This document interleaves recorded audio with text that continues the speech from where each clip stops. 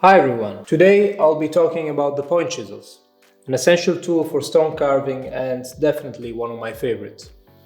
I'll start with a description of the chisel and follow with a demonstration on how to use it. But before we delve into them, let me specify that today I'll be talking only about steel chisels. You have also other kinds of chisels, those are called carbide chisels, and they're used for carving granite and harder stones. I will do an episode in the future dedicated entirely to those, but today we will be focusing on hardened steel point chisels.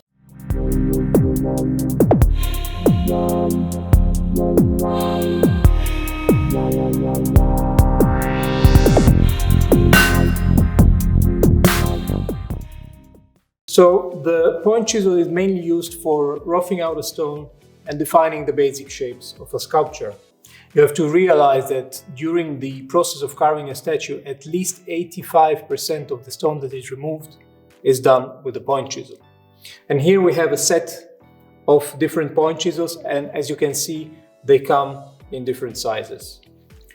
You have the big ones for the heavy duty work, especially in the beginning stages of a sculpture. And then as you gradually get to more defined shapes, the chisels diminish in size. So you see that they have different sizes, but their basic shape remains the same. They consist of a metal rod of about 20 to 30 centimeters in length, and the diameter varies between 1 and 2, sometimes even 3 centimeters. On one end they're flat. This is the striking end, this is where the hammer hits the chisel, and on the other hand you have the point. Let's focus on the point a little bit because this is very important. The point has 4 sides, and it's pyramidal in shape. This has a function, and I suggest that when you carve, you place one of the 4 flat sides on the surface of the stone, so not the angle of chisel, but the flat side, and the opposite side should face outwards in the direction where you want the chip to fly. And if you look carefully back at the point, you can see that they also have a slight curvature to them. And this curvature has a reason as well. 2 actually. The first one is that the part of the point just behind the tip will be of a wider angle, making the point more strong and more resistant to the stress caused by the impact with the stone. The second reason is that the curvature will allow the chisel to enter deeper into the stone, and the deeper the chisel goes into the stone, the more material will be able to remove at once. I was mentioning before that these are hardened steel chisels. Now the word hardened refers specifically to the point of the chisel. The point has undergone a heat treatment called tempering or hardening, and what basically happens is that the molecules change their position in respect to one another. With the change of the molecular texture, also the mechanical properties of the steel have changed.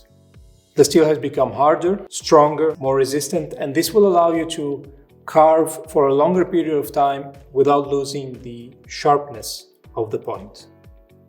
The term hardened refers only to the point. This means that the rest of the chisel is still relatively soft.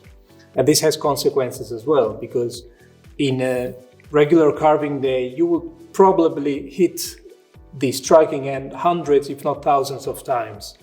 And since the metal here is soft, it will start to crack, bend, turn, deform, and it eventually will start to develop a shape that resembles a mushroom, like this one, for example.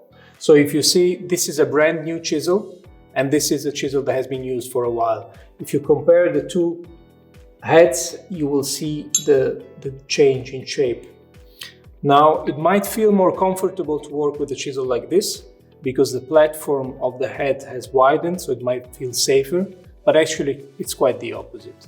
The problem is that if you will keep hitting with a hammer on this head, the metal will still curl onto itself and bend, and at a certain point it won't be able to take the stress anymore. It will break, and it might fly at high speed through the studio, it might injure someone, it might damage your work, and you can also injure yourself, because the place where the metal chip breaks off will leave a very sharp edge on the chisel, and sometimes when you carve, chisels tend to slide through your hand and then you might cut your hand, so be careful with it. It's a good practice to remove these mushrooms as they start developing. You can do this easily on the bench grinder. I'll show you how to do this in another episode where I'll be talking about tool maintenance. For now, this is enough as far as it goes with the description of the chisels, and now let's go and have a look on how to use them. Okay, so we're here with the stone. This is the fun part. Let's start carving. I'll show you how to use the chisel. Basically, there are just 3 ways of using the point chisel, and they differ only in the angle with which you place the chisel with respect to the stone surface. So there is the first one, which is at 90 degrees on the stone surface, the other one is at 70 degrees, and the third one is at 45 degrees. Let's start with this one. This is called the sculptor's stroke, and you would use this by placing the chisel at 45 degrees on the stone surface, and then you wouldn't remove it. So you're pushing the chisel through the stone, plowing your way, as a matter of fact, through the stone, and this will leave a series of parallel lines on the stone surface. Let me show you how it's done.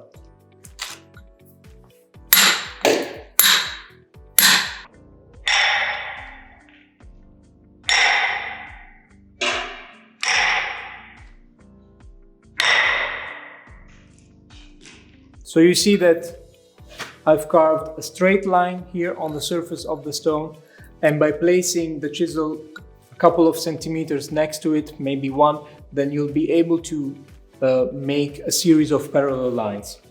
It's a beautiful texture, and we see this on many unfinished works by Michelangelo, for example. Now let's go to the second kind of stroke, the mason's stroke. That's at 70 degrees, and instead of keeping the chisel on the surface of the stone, you would remove it at each stroke. And this will allow you to remove quite some bit of chunks at once.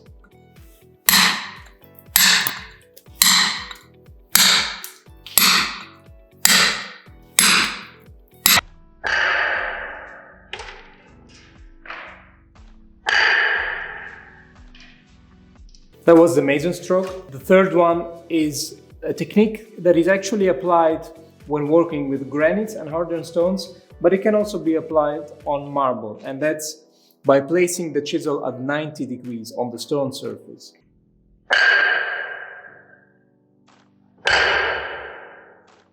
It's a quite comfortable way and will allow you to shape the stone quite easily and fast. Let me show you how this one is done.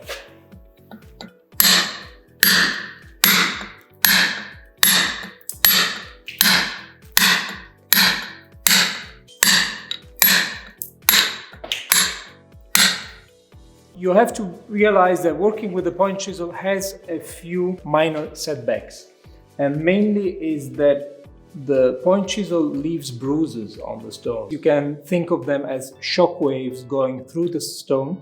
Sometimes they go as deep as 2 centimeters, and they increase in depth depending on the angle. So the wider the angle, the deeper the bruise goes. You don't see them when the surface is rough, but once you start sanding your sculpture and polishing it, you will see white dots on the surface. You won't be able to feel them, but you will see them, and in order to remove them, you will have to go probably a couple of centimeters deeper.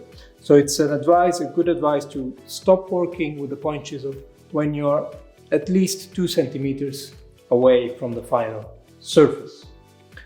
Regarding the angles that I've just mentioned, I advise you not to focus too much on those.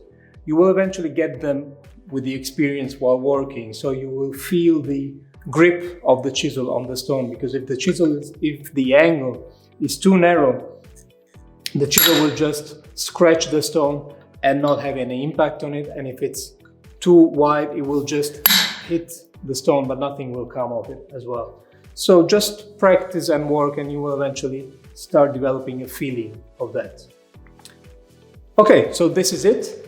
And if you have any questions or comments, please leave them below. I'll be more than happy to check them out. And stay safe, and see you next time.